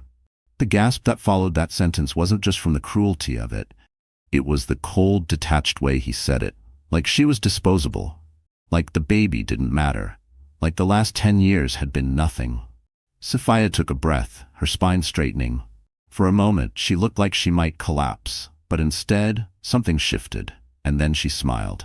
Not the smile of a woman in denial, but the kind of smile that comes right before the storm. "I hope the cameras are rolling," she said softly, "because that will make the contest submission even more powerful." Nicholas's brow furrowed. "What the hell are you talking about?" But Sophia just turned and walked away, her heels clicking against the marble, each step steadier than the last. No tears. No screams. Just silent resolve. Later that night, the video would go viral. #Slapgate would trend for 72 hours straight. Feminist groups, celebrities, politicians, all would weigh in. But what no one knew at that moment was that Sophia's unborn child, still months from birth, would eventually recreate that exact scene with a single painting. A painting that would sweep through the global art world, capturing not just the pain, but the power of that moment. The raw truth of what it meant to be betrayed, humiliated, and still rise. But before the world saw the art, before Sophia reclaimed her name, before Nicholas Kane's empire crumbled, there was this night. A moment of unbearable pain. The kind of pain that changes a person forever. And it started, as many tragedies do, with a man who thought money gave him the right to crush the woman who built his world. But what Nicholas forgot, what Kira laughed off, what everyone in that ballroom misjudged, was that Sophia Kane wasn't just a woman scorned. She was a mother in the making. And nothing is stronger than a woman protecting her child. Sophia Grace Kane wasn't always the woman people whispered about at fundraisers and luxury galas. Long before her name was trended, twisted, and tossed around in scandal, she was just a quiet girl from Aurora, Illinois. A girl who never wanted the spotlight. Who grew up in a 2-bedroom home with creaky floors and mismatched plates, where love was shown through warm meals and handmade birthday cards. She was 32, a trained art therapist. A woman who spent most of her adult life helping children process trauma through color, shape, and silence. Ironically, it was through her own trauma that she would one day change the world without meaning to. Her mother, Patricia, had been a kindergarten teacher, warm and wildly creative, always humming 80s ballads while making oatmeal. Her father, Joel, passed away when Sophia was just 9, taken by a heart attack one winter morning while shoveling snow. That day became a frozen scar in her memory. After that, it was just her and her mother. Best friends. Soulmates. Sophia didn't grow up around wealth. She didn't understand silk table linens or $20,000 clutches. But she understood people. She understood emotions. She understood pain. That's why she went into therapy. Not for the prestige, but for the purpose. She never cared for grand things, even when she met Nicholas. Nicholas Kane. Back then, he wasn't the headline-hungry mogul he would become. When they met, he was charming, passionate, and full of dreams. He was still building his tech company, working late nights out of a rented co-working space. They met at a charity silent auction for underfunded schools. Sophia had been invited last minute by a fellow therapist who couldn't attend. She had no plans to bid on anything. She barely had student loan payments under control. But she went anyway, lured by the promise of free snacks and quiet conversation. Nicholas spotted her by the horse doves table. She wore a knee-length thrifted dress, navy blue with a slightly crooked zipper. He said she looked like calm in a room full of noise. She laughed. He told her she had poet's eyes. She rolled her own. They talked all night, about childhood dreams, about their moms, about their fears. He told her he wanted to build technology that made people's lives better, not just richer. She told him about a 6-year-old boy who drew only in red and refused to speak after his father went to prison. They weren't from the same world, but something about the way he listened and the way she saw right through him created a pull neither of them could resist. Within months, they were inseparable. Nicholas proposed a year later, kneeling in a patch of sunflowers in a field outside Napa. The ring wasn't huge, but it was his grandmother's, and the moment was perfect. Sophia believed she was living a love story. She believed he saw her, not just as a partner, but as an anchor. She moved into his small condo. She made his favorite meals. She decorated their first office space with potted succulents and handmade signs that read things like innovation with heart. She celebrated every funding round with him. Every tech award, every late-night pitch rehearsal, and slowly, as his world expanded, hers shrank. She put her art therapy career on hold to help him travel, to be available when he needed her. She still volunteered, still taught kids to draw through their grief. But her own voice, her own needs, they got quieter. She didn't notice at first. That's the thing about losing yourself in love. It doesn't come like a fire, it comes like fog. The bigger Nicholas's company became, the more distracted he grew. His smiles grew shorter, his touches colder. Their late-night talks turned into late-night meetings, meetings she was no longer invited to. Sophia told herself it was just a phase, the stress of expansion, the burden of success. She told herself this even when he started dressing differently, talking differently, surrounding himself with people who valued wealth over wisdom. She still made excuses when he missed dinner, or forgot her birthday, or pulled away when she tried to kiss him in public. Because Sophia didn't want to believe it. She didn't want to believe the man she fell in love with, the man who once wrote her love letters on hotel notepads and made pancakes shaped like hearts, could disappear into power. Then she got pregnant. It was unexpected, not planned, but not unwelcome. When she saw the pink line, something in her lit up. Fear, yes, but also hope. She thought maybe this was what they needed, a reset, a reason to reconnect. When she told Nicholas, he stared at her for a full minute before finally saying, "That's wow. Okay." That night, he didn't come home. The pregnancy was rough, morning sickness, fatigue, loneliness. She attended her ultrasounds alone. She bought the crib alone. She talked to her belly more than she talked to her husband. Still, she didn't give up. She painted the nursery in soft yellows and kept sending Nicholas sonogram photos. He rarely replied. When she finally confronted him, really confronted him, he didn't deny it. There was someone else, younger, wilder, more aligned with his lifestyle. Sophia didn't cry that night. She didn't scream. She just sat there, her hands folded neatly in her lap, and listened to him describe how he'd outgrown their marriage. "I need someone who understands ambition," he'd said. You're stuck in comfort." That's when she knew. It wasn't that she wasn't enough. It was that he never truly saw her. He only saw what she gave him. And the moment she stopped giving, he started looking elsewhere.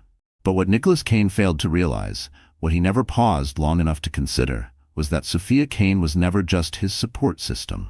She was her own force. And the child she carried would carry more than just blood. They would carry her strength, her vision, her fire. The Montclair Grand Ballroom was a masterpiece of modern opulence. Towering archways framed with gold leaf opened into a sea of white marble, each tile polished to perfection until it reflected light like water. Crystal chandeliers hung from 30-foot ceilings, each one sparkling like frozen fireworks. The scent of imported roses, fresh from Ecuador, mingled with hints of caviar, champagne, and truffle oil from the caterers drifting through the air. This was not just any event, it was the Infinite Future Gala, an annual gathering of the world's wealthiest entrepreneurs, venture capitalists, and philanthropic elites. The kind of people who donated millions over hors d'oeuvres and made business deals in between jazz sets. The theme that year was Innovation Meets Impact.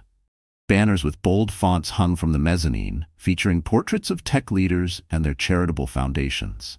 Every guest received a program wrapped in silver ribbon, detailing the night's auction items and honorees, including, at the top of the list, Nicholas Kane. The very same Nicholas Kane who would moments later slap his pregnant wife in front of the entire room. But hours before that moment, before the gasp, the silence, the phones raised in disbelief, the evening began with glamour. Sophia Kane stood just inside the marble entrance, clutching a beaded clutch in one hand, the other resting lightly on her belly. She hadn't been to a gala in over a year. Her maternity dress, a custom pale blue silk design, hugged her figure modestly. She wore no diamonds, no glittering tiara, only small pearl earrings and a gentle dignity that somehow made her stand out more than the women dripping in gold. She almost hadn't come. Part of her wanted to skip it entirely. She knew Nicholas would be there with Kira, his 25-year-old strategic branding consultant, who was now far more than just an employee. But something inside Sophia had told her to go. Not to cause a scene, but to be seen. For the first time in months, she had done her makeup with care. soft, smoky eyes, neutral lipstick. She curled her chestnut hair into waves that spilled down her back. It wasn't vanity, it was armor. As she stepped inside, people noticed. Not just because she was visibly pregnant, but because of her calm, her quiet strength, the kind of presence that made people whisper even if they didn't know why. "Is that Sophia Kane?" one woman whispered. "She looks incredible," murmured another. Sophia didn't hear them. She didn't need to. She walked slowly, deliberately, scanning the room until her eyes landed on him. Nicholas. He was holding court at the front of the room, near the silent auction tables. Surrounded by investors and influencers, he laughed loudly, his hand resting casually on the small of Kira's back. Kira wore a plunging red gown that clung to every curve, her blonde hair swept into a high ponytail. She looked like every stereotype of the woman who gets chosen second, but loves every minute of it. Sophia paused, her stomach tightening, not from fear but from something more primal. She moved toward the far side of the room, pretending not to see him. Her plan had been simple. Stay quiet, congratulate the right people, and leave. But fate, as it always does in stories like this, had other plans. A few minutes into the evening, the MC took the stage. Spotlights beamed down as he welcomed the guests. "Tonight," he announced, "we honor a visionary, a man who changed the world of tech, who invests not only in innovation, but in humanity. Please welcome Nicholas Kane." Applause erupted. Cameras turned. Nicholas adjusted his cufflinks, then began his slow, confident walk to the stage, Kira on his arm. He didn't see Sophia at first, but Kira did. Their eyes locked like gunfire across the room. Kira's smirk widened. She leaned in and whispered something into Nicholas's ear. That's when he turned. Their eyes met, and for a brief second the noise faded, the lights dimmed, and it was just the two of them. One man, one woman, 10 years of history. Nicholas didn't blink. He didn't smile. He stared at her like she was a problem that had followed him into his new world. Sophia didn't look away.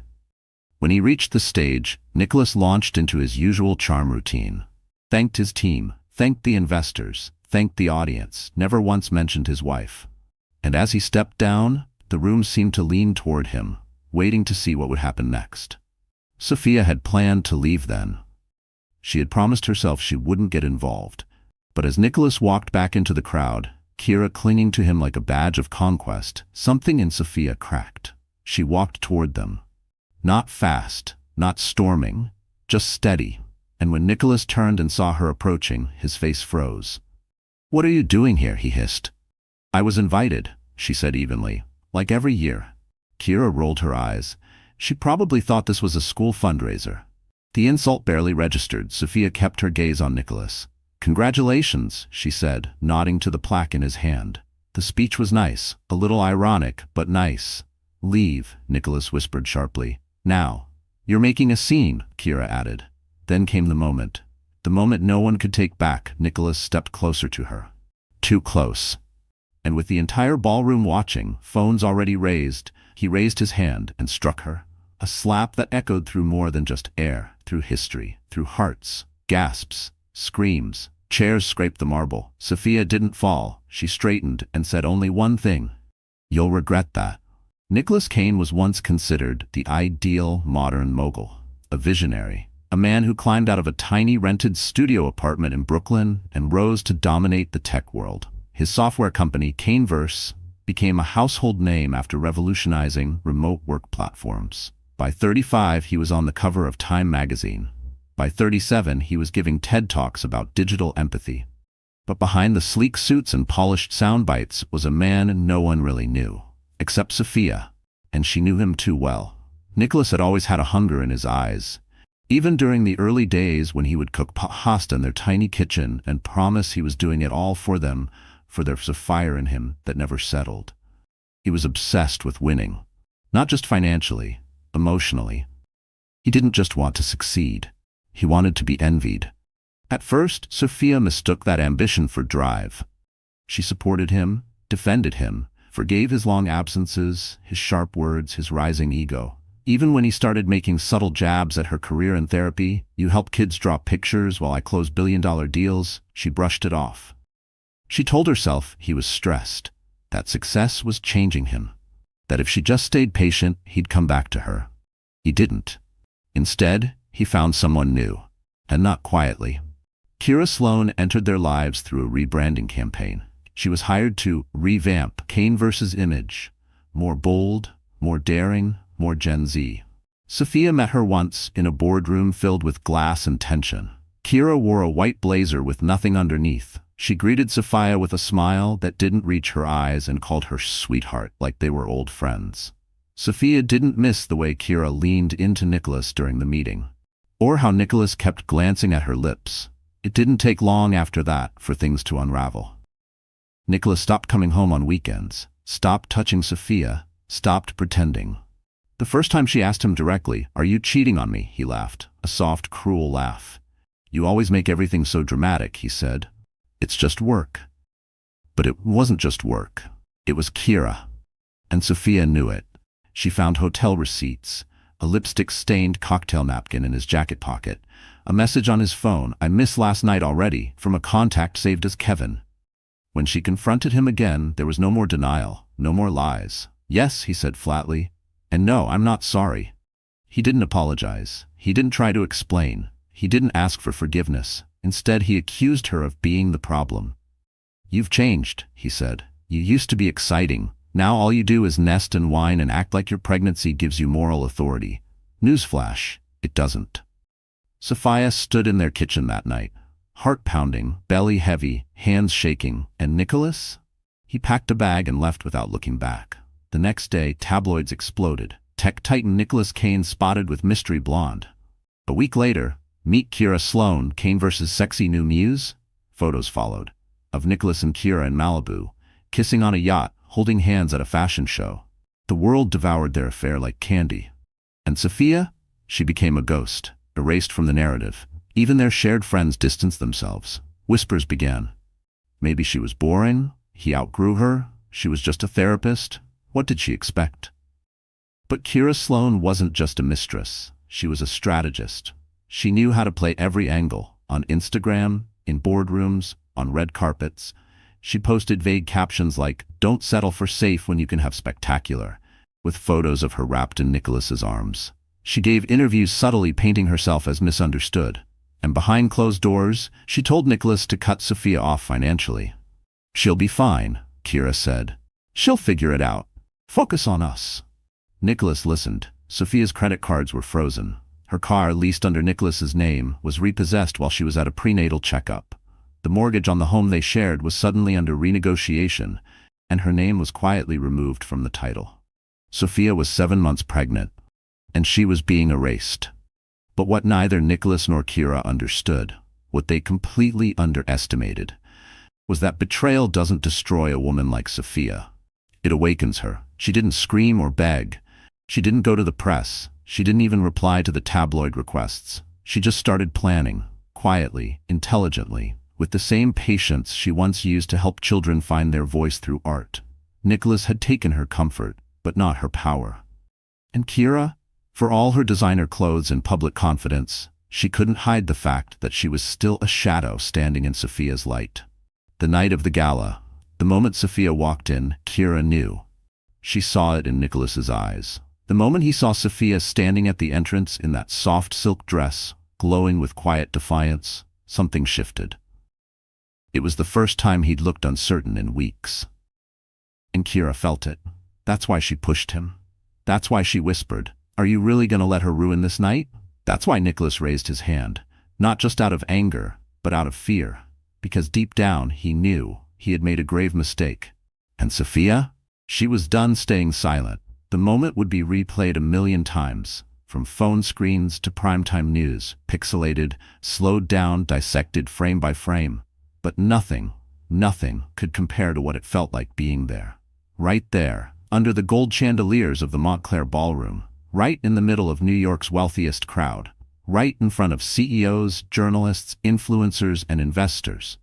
When Nicholas Kane slapped his pregnant wife, the sound echoed like thunder over a glassy lake. Sophia Kane didn't fall, but the way she stood, still, stunned, one hand over her cheek, the other over her belly, pierced the air like a silent scream. Her calm grace made the act feel even more barbaric. The world didn't just witness a slap. They witnessed an unraveling.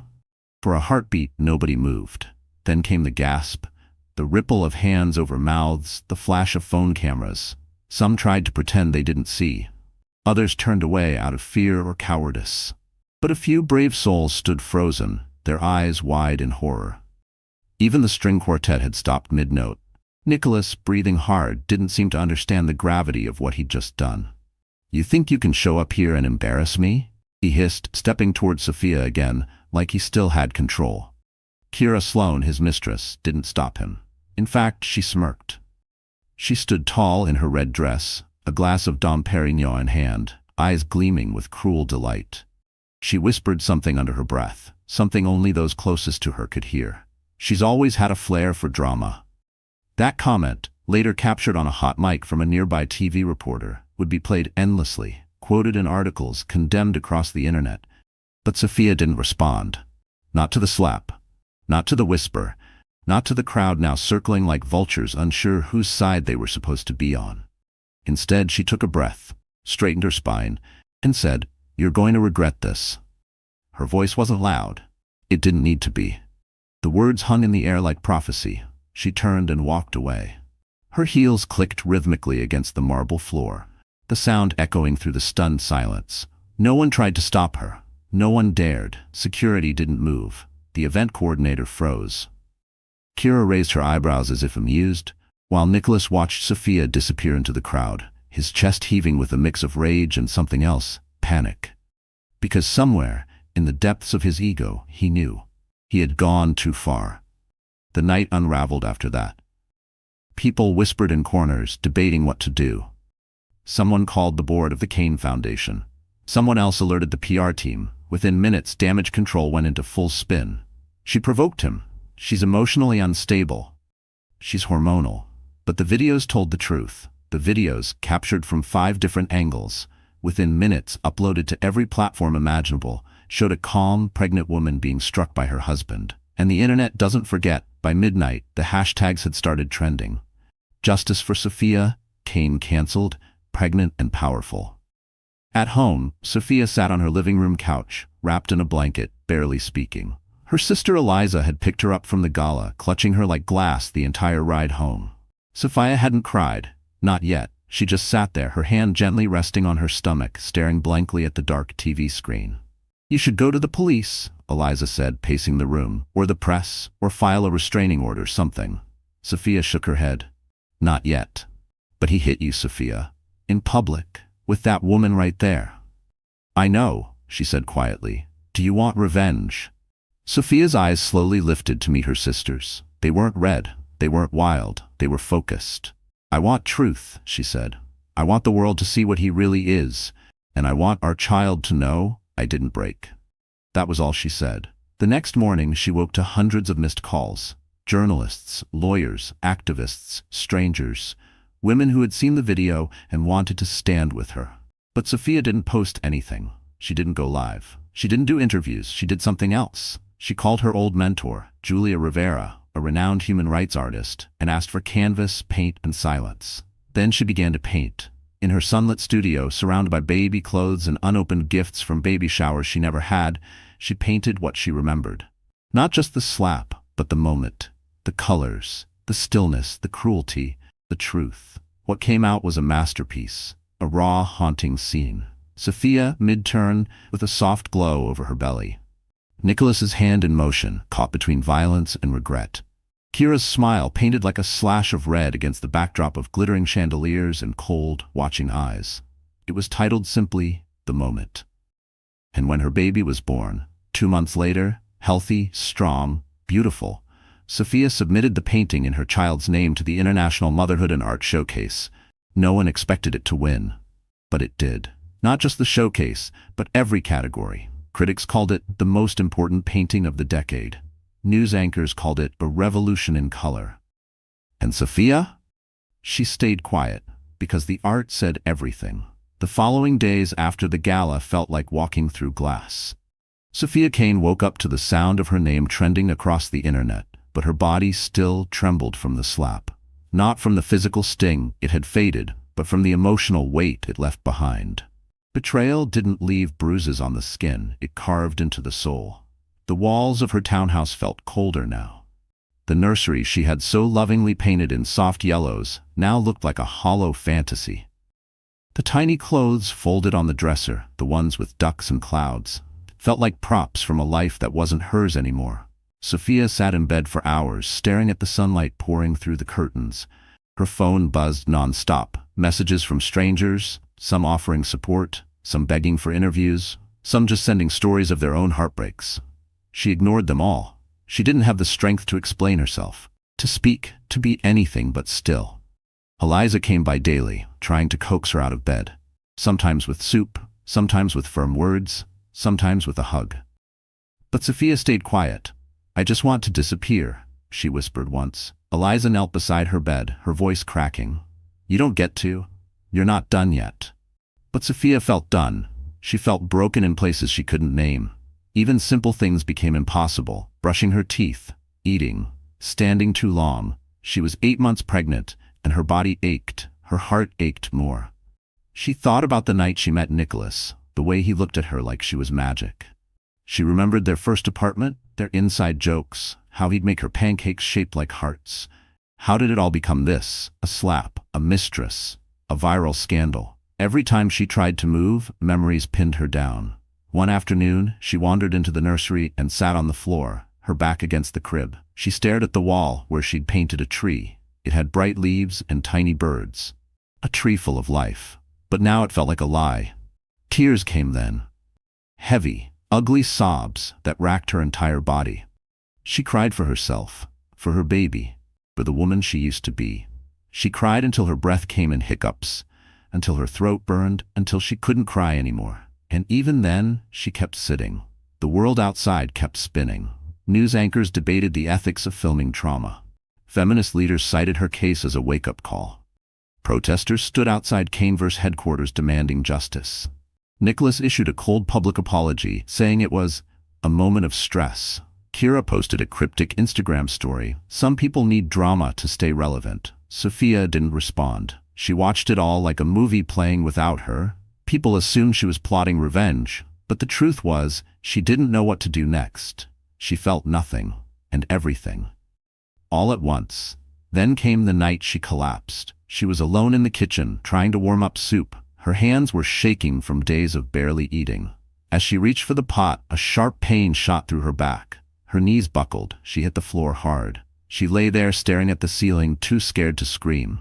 One hand flew to her belly, feeling the baby move, thank God. The other reached for her phone, but it had fallen under the counter. She couldn't reach it. Her breath came in short, panicked gasps. This is it, she thought. This is how it ends. Then she heard pounding at the door. Her sister's voice. "Sophia, open up." Eliza had been calling. When Sophia hadn't answered, she'd driven over. She found the door unlocked and ran in to see Sophia on the tile floor, her lips pale, tears pooling at the corners of her eyes. An ambulance was called. Sophia was taken in on a stretcher, clutching her stomach like a shield. At the hospital, tests were run.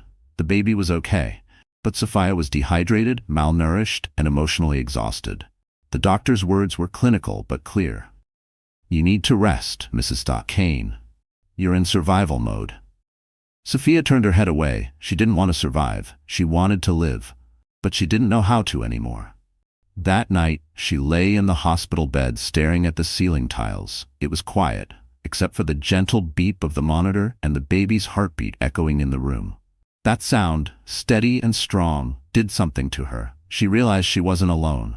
That tiny rhythm, that little life inside her, it was counting on her. And that's when something inside Sophia shifted. She wasn't ready to fight yet, but she wasn't going to give up. Not for her baby, not for herself. The next morning, Eliza brought her a sketch pad. "You don't have to talk," she said gently. "Just draw." At first, Sophia stared at the blank page like it was a stranger. But slowly, she picked up the pencil. Her hands moved without thought. She drew a face, hers. Eyes red, hair messy, tears streaming, then another page, the slap, then another, the moment after, and then color. The first color she had touched in weeks, a soft blue, a bold red, a gold chandelier. She didn't know it yet, but she was starting to heal. Not with revenge, but with creation, with truth, with art. It started with an envelope. A plain, cream-colored envelope slid under Sophia Kane's hospital room door in the middle of the night. No name, no return address, just her first name written in delicate script, Sophia. At first, she thought it was another sympathy letter. Since the gala scandal, people had sent everything from handwritten poems to flower arrangements that filled entire rooms. She didn't open most of them. Her heart wasn't ready. But something about this envelope felt different. It was heavier and personal. She waited until morning before opening it. Sunlight poured in through the blinds as she tore the seal. Inside was a single letter and a document attached with a gold paperclip. Sophia, I know what he did, and I know who you really are. You don't need to suffer in silence anymore. It's time you remembered what you're capable of. The trust your grandmother created is still active. Everything is waiting for you. The world sees you as a victim. Let's remind them who you really are. Jasper Flint. Sophia blinked at the name. Jasper Flint, her family's former attorney, the man who had managed her grandmother's estate after her passing, the man who had promised to disappear unless she ever needed him again. And now he was back. She read the attached documents carefully. At first, her hands shook. Then her breath caught. It was all still there. The inheritance, the assets, the dormant investments in Swiss banks, the shares in the green energy conglomerate her grandmother had helped build, the multi-million-dollar property trust in her name. All of it. Untouched. Hidden behind legal protections. She hadn't touched a dime of it when she married Nicholas. She hadn't wanted him to know. Back then, she thought hiding her wealth would prove she wasn't like the women who chased power. She thought living simply was a way to build something real. She never told Nicholas. She never told anyone. She had left behind billions for love. And now she saw what love had cost her. Sophia closed the folder. Her fingers curled tightly around the pages. Her mind began to shift, reorganizing itself like a machine being rewired. She wasn't a broken woman anymore. She was a billionaire who had been betrayed, and she was done hiding. That afternoon, she called Jasper. His voice was the same as she remembered, calm, clipped, endlessly professional. "It's good to hear from you, Mrs. Kane." "It's Ms. Laurent now," she said. "I'm ready to reactivate the trust, but I want everything moved under a different name." "I anticipated that. Shall we use the child's?" "Yes," she said. "Name the account after my baby." She hadn't even given birth yet, but already she was laying the foundation for something more powerful than revenge, a legacy. Within days, her world shifted behind the scenes. Bankers were called, properties were reassigned, security was arranged, and most importantly, Jasper connected her with a media team. Not for interviews, but for strategy. "I don't want to explain myself," Sophia said. "I want the truth to speak through art." He nodded. "Understood. But just so you know, Kaneverse stock has dropped 14% since the incident. Shareholders are questioning Nicholas's leadership." "Let them." She didn't need to attack him. He was doing it to himself. Nicholas still hadn't reached out, not to apologize, not to check on the baby, not to ask how she was coping. But she heard whispers. His team was scrambling, his brand deals were on pause, several nonprofits had severed ties, investors were nervous, he was losing control, and he had no idea just how bad it was going to get. Because Sophia wasn't just healing, she was rebuilding. With every brushstroke, every sketch, every canvas she filled in her new private studio, funded by the very fortune she once ran from. She found herself again.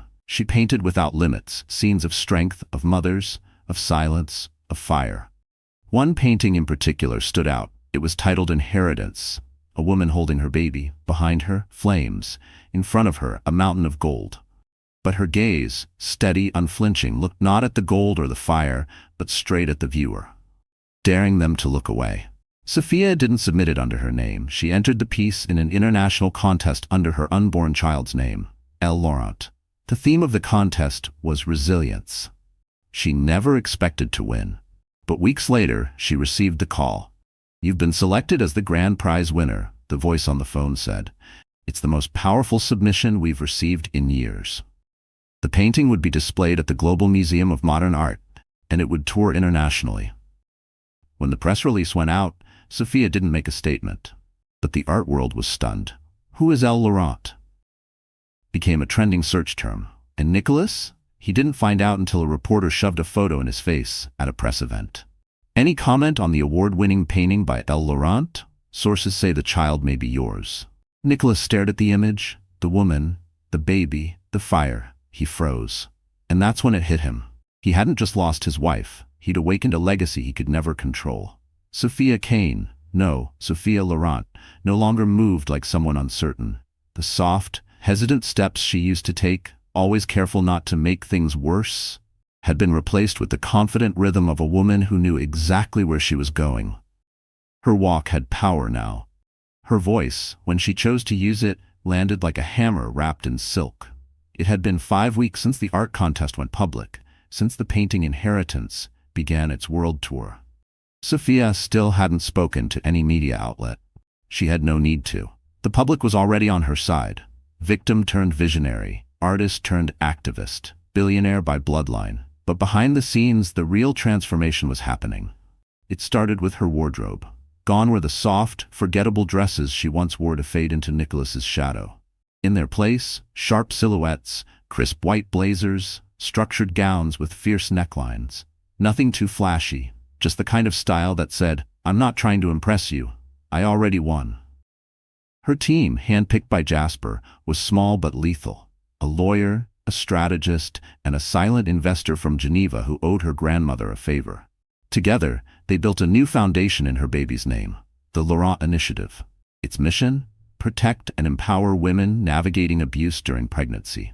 In less than a month, it raised $4.6 million in pledges. The first gala was set, and Sophia would be the guest of honor. But it wasn't just about making a statement. It was about reclaiming the spaces she once tiptoed through. Taking up space, breathing without apology, living fully. She had moved out of the townhouse, too many ghosts. Now she lived in a glass-walled penthouse overlooking Central Park, a property held in a silent trust for years. The floors were walnut. The art was hers. The crib in the nursery was hand-carved maple. She would bring her baby into a new kind of home, one with no secrets, no begging for love, no walking on eggshells. Her therapist said this transformation was rare, not because women weren't capable of rising, but because so many didn't get the chance. "You caught yourself," she said once, "before the world erased you." But Sophia didn't feel lucky. She felt focused. The revenge everyone expected never came, not in the way Nicholas thought it would. She didn't sue him, didn't ruin him publicly. She didn't need to. He was unraveling just fine on his own. Kaneverse stock plummeted another 22%. Several executives resigned. Photos of Nicholas looking disheveled in airports surfaced weekly. Kira posted less often. Her tone had shifted, more defensive, more cryptic. "People will twist anything. I'm just trying to live my truth," she wrote under a post that got 84,000 hate comments. But Sophia, she remained silent. Until the night of the Laurent Gala. That was the moment everything changed again. The gala was held at the Rosewood Conservatory, marble halls, glass ceilings, and candlelight flickering in crystal holders. The guest list included Fortune 500 CEOs, global philanthropists, and several major press outlets. But all eyes were on the woman who entered last, Sophia. She arrived in a floor-length black velvet gown, her hair pulled back in a sleek bun. No jewelry except a diamond ring on her right hand, her grandmother's. She didn't speak to the cameras, just walked, tall and radiant, into the space she now owned. When she took the stage, the room fell silent. "I was told," she began, "that silence is strength, that dignity means saying nothing when you're hurt, but I disagree." Her voice was steady, low, controlled. "True strength is speaking, creating, rebuilding." She paused. "I've been many things, daughter, therapist, wife, but today I stand here as a mother, and this legacy is for my child, and for every woman who thought silence was the only way to survive." Thunderous applause. Later, backstage, an executive from the Global Women's Council approached her with an offer to become an ambassador. A fashion house offered a campaign. A museum wanted a solo exhibit. She accepted none of them. "I'm not a brand," she said quietly. "I'm a builder." And she meant it.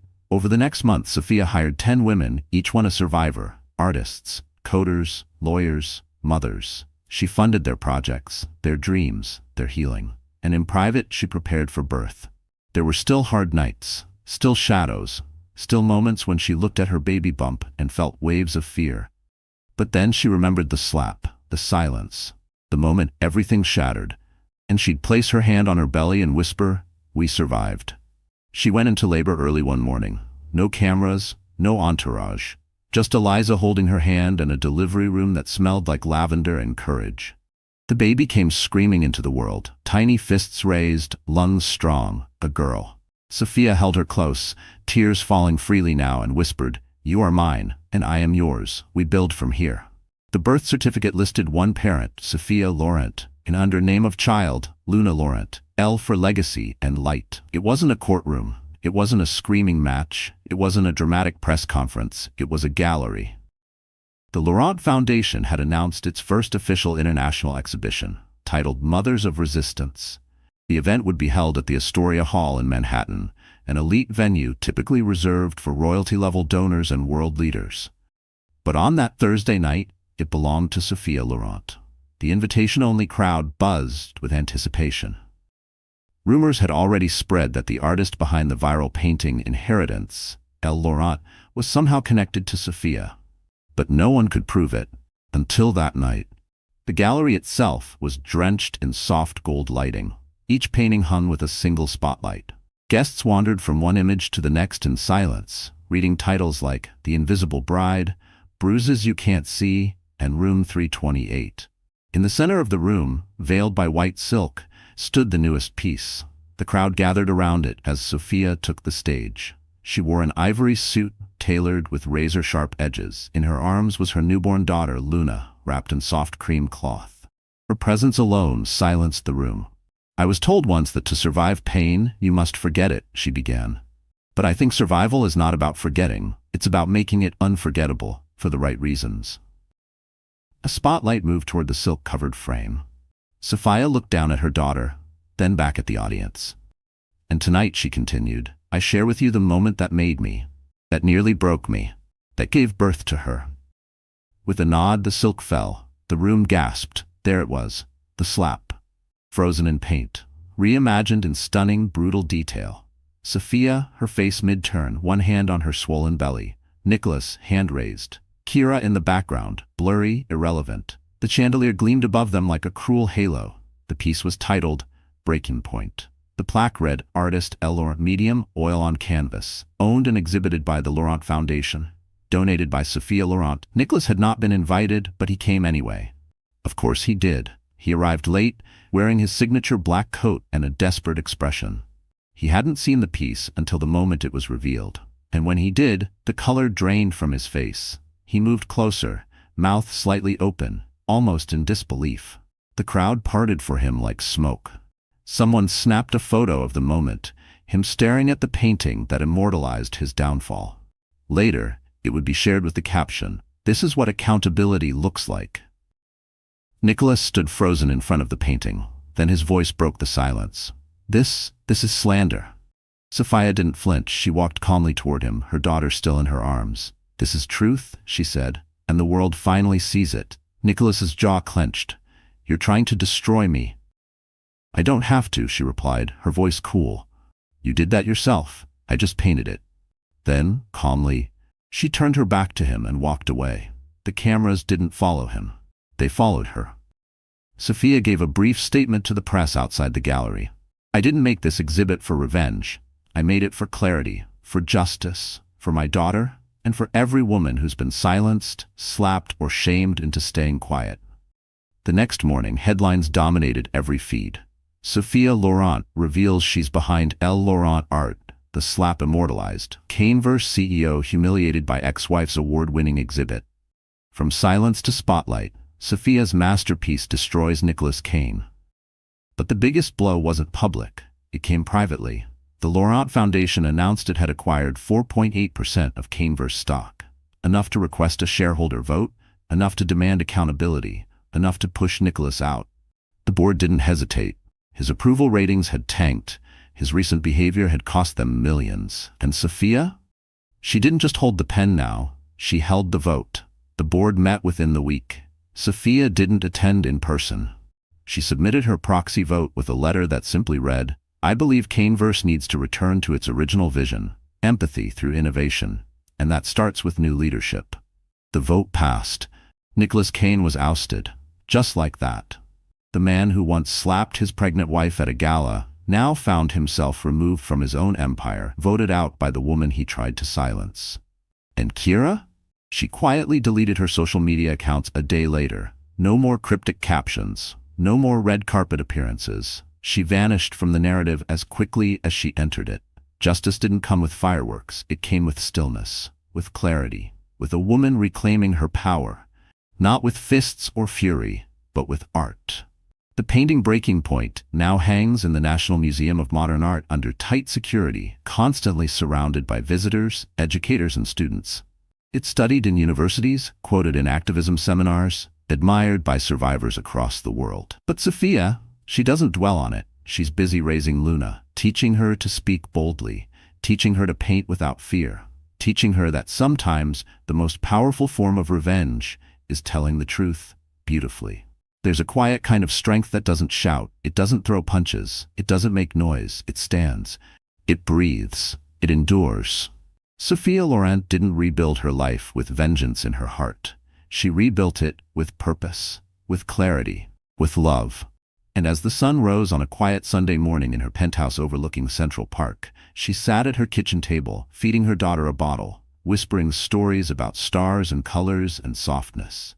Luna cooed, eyes wide and bright, fingers gripping her mother's hand like she already understood the legacy she had been born into.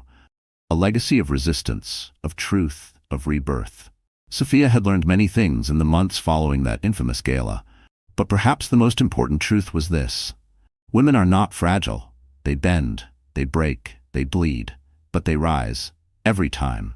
She'd become a symbol, yes, a beacon, some called her. But she was more than that. She was proof. Proof that it is possible to lose everything and still create something extraordinary.